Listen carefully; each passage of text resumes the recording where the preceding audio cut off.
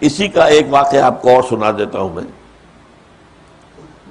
جس زمانے میں ریولوشن آیا ہے روس میں، حضرت شیخ الہند رحمت اللہ علیہ گئے ہیں سعودی عرب.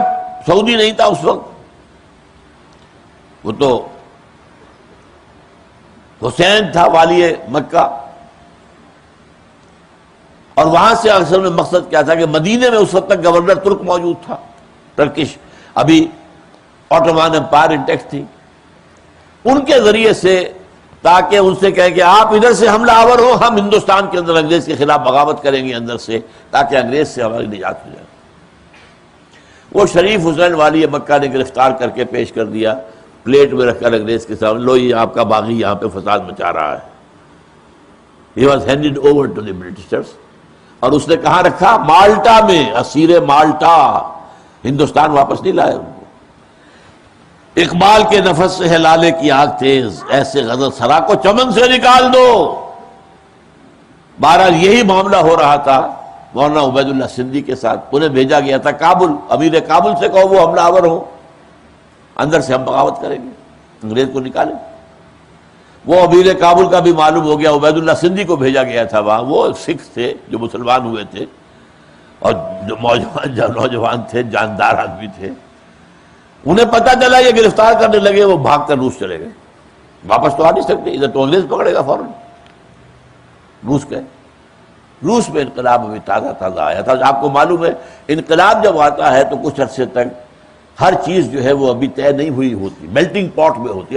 ابھی نیا نظام پوری طریقے سے جڑیں جمع نہیں چکا ہوتا، تو ابھی وہ میلٹنگ پاٹ میں تھا.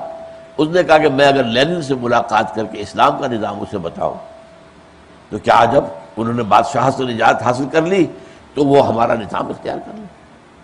لینن بستر مرگ پر تھا.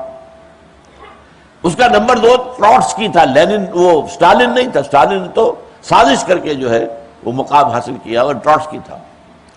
لینن نے معذرت کر لی اور کہا کہ ٹراٹسکی سے بات کر لیجیے.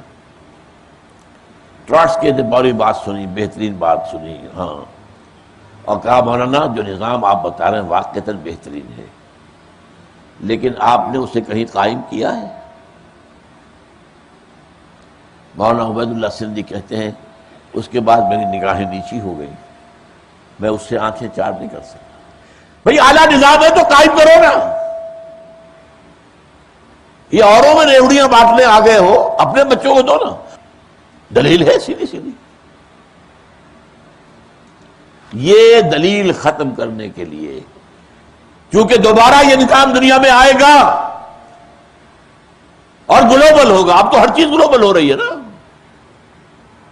گلوبل آئے گا. کیپٹلزم گلوبلائز ہو رہا ہے اور اس کے خلاف بھی ریزنٹمنٹ ہے، اور اس کا ٹائر پنکچر ہو چکا ہے امریکہ میں. کیپٹلزم کی ماں جو ہے اس کی ہوا نکل چکی. Globalisation of capitalism. اب انہیں اندیشہ ہے اسلام نہ آ جائے. یہ جو شعر کہا تھا اقبال نے آج سے 60 سال پہلے، ابلیس کی مجلس شورا میں ابلیس سے کہلوایا ہے. ابلیس کہتا ہے عصر حاضر کے تقاضاؤں سے ہے، لیکن یہ خوف ہو نہ جائے آشکارا شرع پیغمبر کہیں. اس کے ایک مشیر نے کہا تھا یہ جمہوریت دنیا میں آ گئی، اب شیطنت کہاں رہے گی؟ یہ تو اشتراکیت آ گئی، اب ہمارا نظام کہاں رہے گا؟ اس نے کہا مجھے نہ اشتراکیوں سے کوئی ڈر ہے، کب ڈرا سکتے ہیں مجھ کو اشتراکیت کوچہ گرد.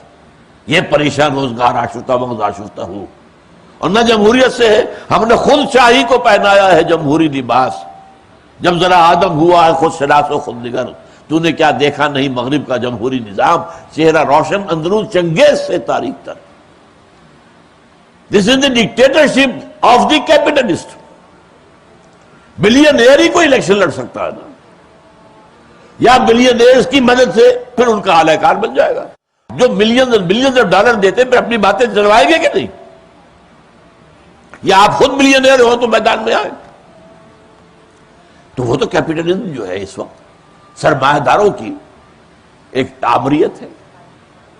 لیکن یہ خطرہ ہے کہ اسلام دنیا میں کہیں نہ آ جائے. ہے اگر کوئی خطر مجھ کو تو اس امت سے ہے. یہ ابلیس کہہ رہا ہے مسلمانوں سے مجھے خوف ہے، ان کی خاکستر میں ہے اب تک شرار آرزو۔ جیسے انگارہ ہوتا ہے، اوپر راکھ آ جائے تو آپ کو نظر نہیں آتا کہ اندر آگ ہے، آگ تو ہوتی ہے۔ اس امت کے اوپر خاک آ گئی ہے، راکھ آ گئی ہے، اس کے اندر وہ جذبہ انگڑائی لے رہا ہے جس سے کانپ رہے ہیں مسلم فنڈامنٹلزم، ٹیررزم۔ یہ اسلام کا نظام جو بھی مانتے ہیں وہ ہمارے دشمن ہیں، ہمیں ختم کرنا، انہیں ختم کر کے رہے۔ لیکن یہ کہ بالآخر اسلام آئے گا۔ اب تو نبی بھی کوئی نہیں ہوگا، معجزے تو نبیوں کے لیے ہو سکتے تھے، بغیر معجزوں کے لانا پڑے گا نا۔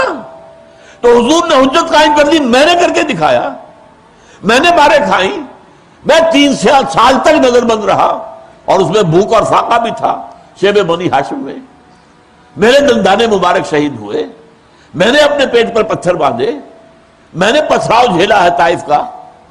تو یہ تم پر حجت ہے کہ نہیں؟ تم امتی سمجھتے ہو، اس میدان میں آنے کو تیار ہی نہیں، تم امتی نہیں ہو۔ بہرحال اس موضوع پر ذرا تفصیل سے گفتگو جو ہونی ہے کہ دنیا میں بالآخر ابھی ویسے امت مسلمہ پر عذاب کے مزید کوڑے برسنے ہیں، خاص طور پر عربوں پر، اور نمبر 2 ہم مجرم ہیں۔ وہ مجرم نمبر 1 کیوں ہیں؟ انہیں اللہ نے ایک اونچا مقام دیا تھا، انہی میں سے تھے محمد صلی اللہ علیہ وسلم، یہ رتبہ بلند ملا جس کو مل گیا۔ اور نمبر 2 ان کی زبان میں اللہ کا کلام موجود ہے۔ ہمارا تو عام آدمی قرآن نہیں جان سکتا، زیادہ ناظرہ پڑھ لے گا ثواب لے لے گا، ورنہ عربی پڑھنا، گرامر رٹنا، گردانے حفظ کرنا کو آسان کام ہے۔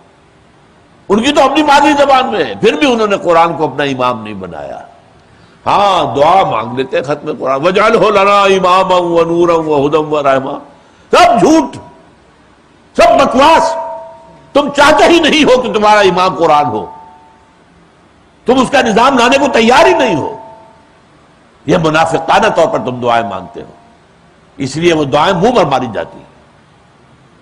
لیکن ہونا ہے، ایک دور آئے گا ٹرمائل کا بہت سخت، ابھی بہت سخت عذاب آنا۔ نمبر 2 پر ہم ہیں مسلمانوں نے پاکستان، لیکن اس موضوع پر مجھے آج شام کو تقریر کرنی ہے، کیا حالات ہیں اس وقت دنیا کے اور خاص طور پہ پاکستان کے۔